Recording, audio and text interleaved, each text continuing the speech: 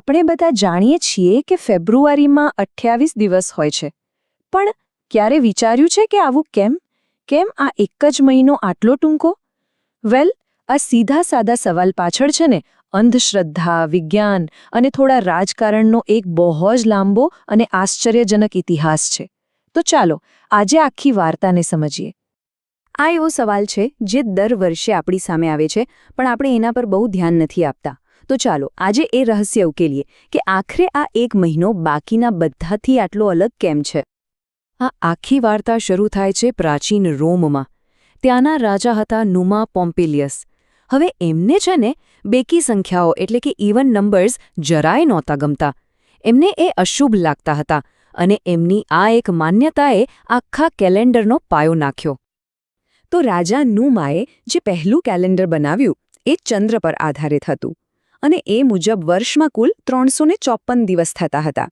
હવે તમે જુઓ, 354 એક બેકી સંખ્યા જે રોમન માન્યતા પ્રમાણે ખૂબ જ અશુભ કહેવાય. હા, પ્રાચીન રોમમાં આ માન્યતા બહુ જ ઊંડી હતી અને માત્ર આ એક અંધશ્રદ્ધાને કારણે કેલેન્ડરમાં પહેલો મોટો ફેરફાર થયો. આના પરથી ખ્યાલ આવે કે કેવી રીતે સમયની ગણતરી જેવી બાબત પર પણ સાંસ્કૃતિક માન્યતાઓનો કેટલો પ્રભાવ હોય છે. એટલે નુમાએ એક સિમ્પલ ઉપાય કાઢ્યો. એમણે વર્ષમાં એક વધારાનો દિવસ ઉમેરી દીધો. શું કામ? બસ એટલા માટે કે કુલ દિવસોની સંખ્યા 355 થઈ જાય, જે એક એકી સંખ્યા હતી અને એને વધુ ભાગ્યશાળી માનવામાં આવતી હતી. તો નુમાએ શું કર્યું? એમણે મોટાભાગના મહિનાઓને એકી સંખ્યામાં દિવસો આપી દીધા. પણ આખું ગણિત સરભર કરવા માટે કોઈક એક મહિનાને તો બેકી સંખ્યા આપવી જ પડે ને. અને બલીનો બકરો બન્યો આપણો ફેબ્રુઆરી. એને જ મળી પેલી અશુભ ગણાતી 28 દિવસની સંખ્યા. પણ નુમાના આ ચંદ્ર આધારિત કેલેન્ડરમાં એક બહુ મોટી ગડબડ હતી. જેમ જેમ સમય વીતતો ગયો એમ એ સાચી ઋતુઓથી પાછળ રહેવા લાગ્યું અને એનાથી એક નવી જ સમસ્યા ઊભી થઈ. પ્રોબ્લેમ એ હતો કે રોમન કેલેન્ડરમાં હતા 355 દિવસ, જ્યારે પૃથ્વીને સૂર્યની આસપાસ એક ચક્કર પૂરું કરતા લગભગ 10.5 દિવસ વધુ લાગે છે. એટલે કે વિજ્ઞાન અને પરંપરા વચ્ચે એક મોટો તફાવત હતો. અને આ 10 દિવસના ગેપની અસર ધીમે ધીમે પણ બહુ ખરાબ રીતે દેખાવા લાગી.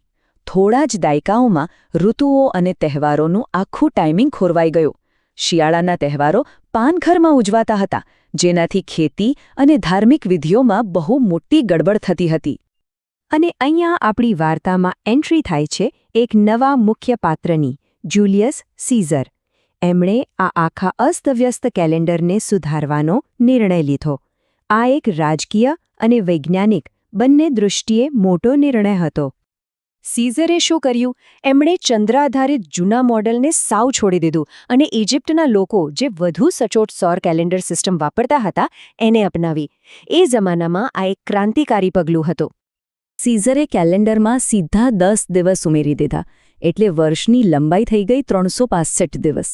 આનાથી કેલેન્ડર સૌર વર્ષની વાસ્તવિક લંબાઈની એકદમ નજીક આવી ગયું અને ઋતુઓ પાછી ટ્રેક પર આવી ગઈ.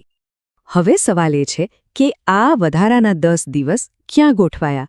તો સીઝરે એ દિવસોને અલગ અલગ મહિનાઓમાં વહેંચી દીધા. પણ ખબર નહીં કેમ, કદાચ પરંપરાને કારણે ફેબ્રુઆરીને 28 દિવસ પર જ રહેવા દીધો. એ ફરીથી ટૂંકો જ રહ્યો. પણ હજી પણ એક નાનકડી સમસ્યા બાકી હતી.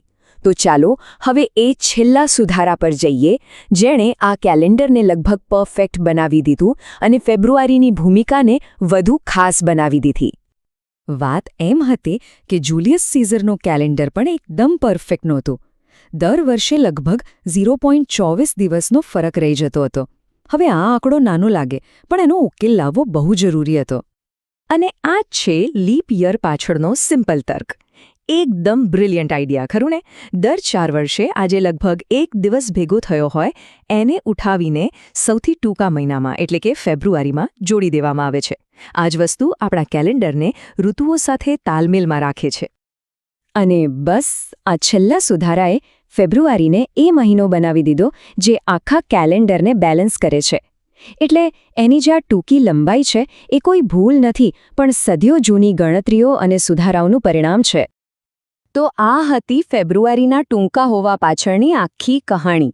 પણ એક સવાલ તો મનમાં રહી જ જાય છે. જો ઇતિહાસમાં કેલેન્ડર આટલી વાર બદલાયું છે, તો શું ભવિષ્યમાં પણ આપણી સમય ગણવાની રીત બદલાઈ શકે છે? વિચારવા જેવો પ્રશ્ન છે, નહીં?